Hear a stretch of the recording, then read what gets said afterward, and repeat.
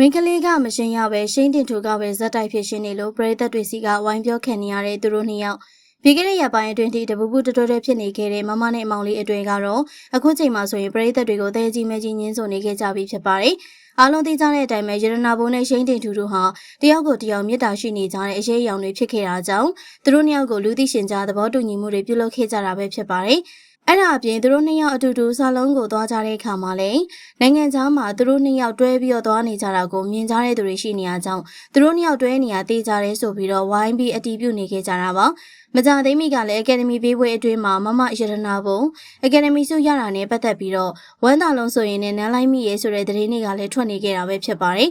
ဒီလိုမျိုးလူသိရှင်ကြားသတင်းတွေထွက်လာပြီးရဲ့အချိန်မှာရှိန်းတီထူတယောက်မမရတနာဘုံနဲ့တွဲနေတာမဟုတ်ဘူးဆိုပြီးတော့အသက်ကုန်ညင်းပြီးဖြေရှင်းလာခဲ့တာပါသူ့အနေနဲ့ကတော့မရတနာဘုကိုအမတယောက်လိုမျိုးပဲခင်မင်ချောင်းနဲ့အခုချိန်မှာအခြေအေးကိုလုံးဝစိတ်မဝင်စားကြောင်းပြောလာခဲ့တယ်လို့ရတနာဘုကလည်းသူကြိုက်နှစ်သက်တဲ့ပုံစံမဟုတ်တာကြောင့်အခုလိုမျိုးမပြောကြဖို့အတွက်ခါခါတီးတီးတောင်းဆိုလာခဲ့တာဖြစ်ပါတယ်ပရိသတ်တွေကတော့မိန်းကလေးဘက်ကတောင်ဘာမှမပြောဘဲနေနေတာရှိန်းတင်သူကတော့ယောက်ျားကြီးဖြစ်ပြီးအဖြစ်သေးနေကြတယ်လို့ပြောလာတာကြောင့်ပရိသတ်ကြီးတို့ရဲ့အမြင်ကိုလည်းပြောပြသွားကြပါအောင်ရှင်